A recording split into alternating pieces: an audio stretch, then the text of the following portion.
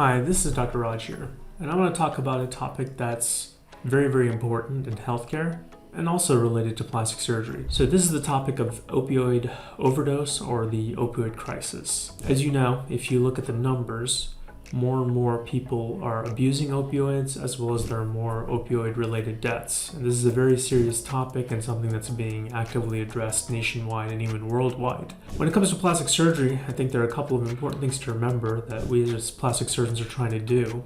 In terms of our scientific studies and research, we are trying to think of new post-operative pain management pathways that can help reduce the use of opioids. And I think for many different types of surgeries, we've come up with very great regimens of what we call multimodal analgesia. So besides opioids, we're using other agents that can help reduce pain associated with surgery. We're also doing special types of anesthetic blocks that can also reduce the amount of medications that are being used.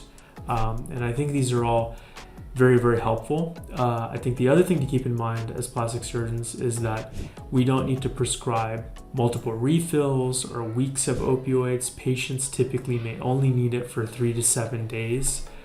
Very often, a problem that's been noted is that plastic surgery patients will get an opioid prescription. They may only take a few of it. The rest of it kind of sits around and other people in the household may use it.